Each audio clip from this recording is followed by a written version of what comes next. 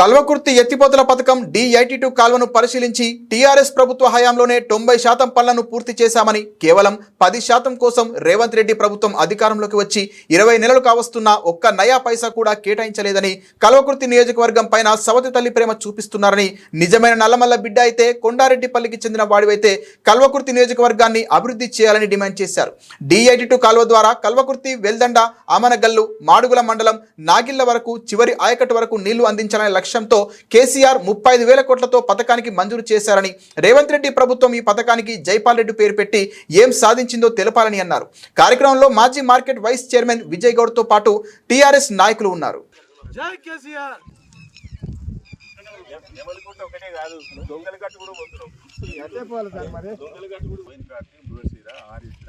పునర్వసు పుష్యని ఆశ ఇప్పుడు పునర్వసు వచ్చింది.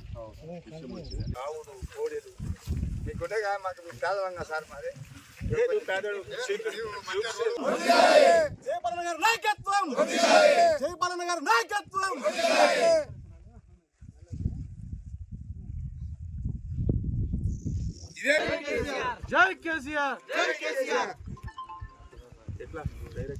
కల్వకుర్తి D82 కాలువలో ఉండి రైతుల సమక్షంలో మా ప్రాంతంలో ఉన్నటువంటి చారగొండ మండలం కానీ, వెల్దండ మండలం రైతులందరూ కూడా ఇక్కడనే ఉన్నారు. మా నాయకులు కూడా ఇక్కడనే ఉన్నారు.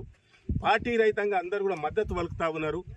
కాబట్టి ఈ ప్రభుత్వానికి చిత్తశుద్ధి ఉంటే, ఈ ప్రభుత్వం రైతుల పట్ల ప్రేమ ఉంటే, ఈ కల్వకుర్తి లిఫ్ట్ ఇరిగేషన్ కాదు, పాలమూరు రంగారెడ్డి ప్రాజెక్టును కూడా వెంటనే చేపట్టాలి.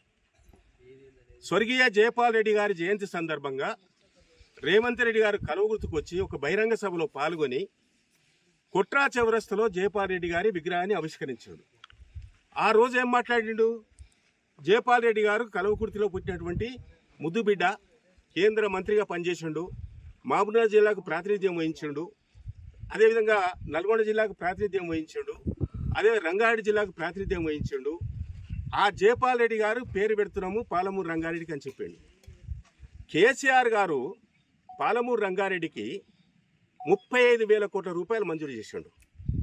35,000 కోట్ల రూపాయలు 2018లో 17లో మంజూరు చేసిండు.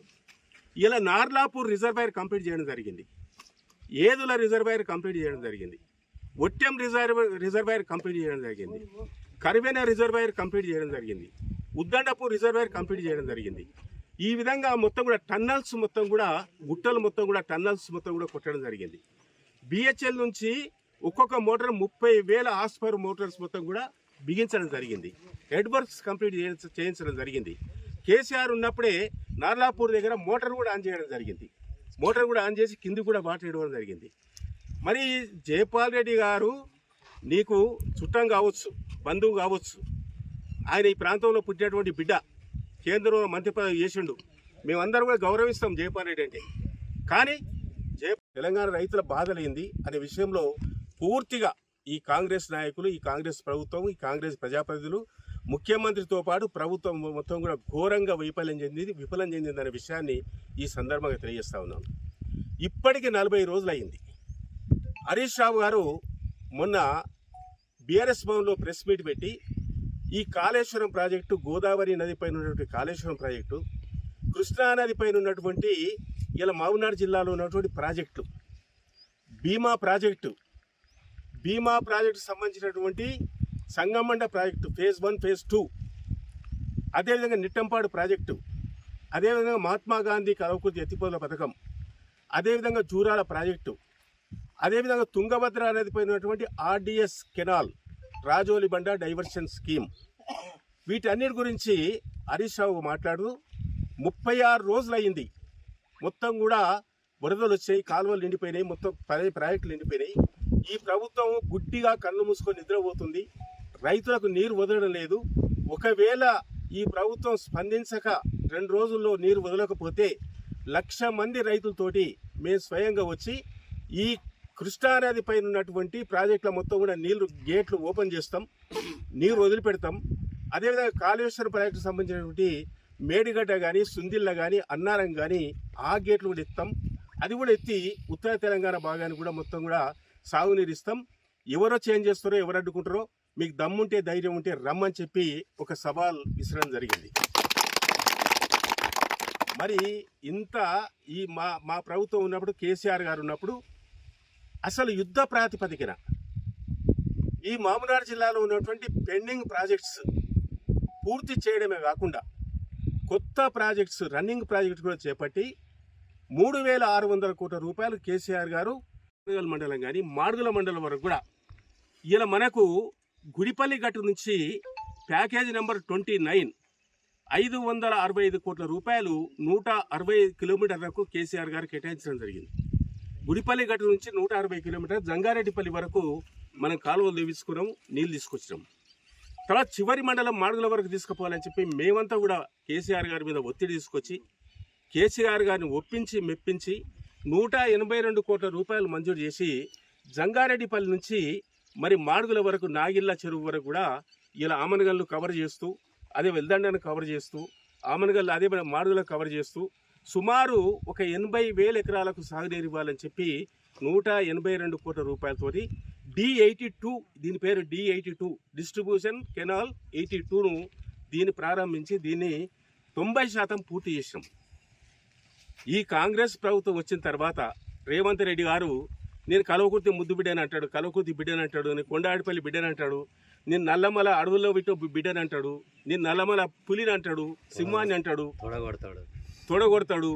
మరి ఎందుకు కల్వకుర్తిని నువ్వు సవతి తల్లి లేక చూస్తున్నావు? సవతి తల్లి లేక ఎందుకు చూస్తున్నావు? కల్వకుర్తిలో పుట్టినందుకు ఆ రుణం తీర్చుకోవాలి కదా. కల్వకుర్తి నీకు జన్మనిచ్చింది కదా, మా మిడ్జిల్ మండలం నిన్ను జడ్పీటీసీ చేసింది కదా. ఆ విధంగా నీకు రాజకీయ జన్మనిచ్చినటువంటి కల్వకుర్తికి పూర్తిగా అన్యాయం చేయడం జరుగుతుందనే విషయాన్ని ఈ సందర్భంగా నేను తెలియజేస్తా ఉన్నాను. కేసీఆర్ గారు 35,000 కోట్ల రూపాయలు కేటాయించి 27,500 కోట్ల రూపాయలతో ఇవన్నీ కూడా కంప్లీట్ చేయించడం జరిగింది. నువ్వు వచ్చిన తర్వాత ఈ 19 నెలల నుంచి కనీసం ఒక్క రూపాయిని కేటాయించినవా? ఒక్క నయా పైసని కేటాయించినవా? పాలమూరు రంగారెడ్డి ప్రాజెక్టు పట్టించుకున్నావా? కనీసం పెట్టేటువంటి మోటార్లు నడిపించినవా? కనీసం కాలువలు దోపించినవా?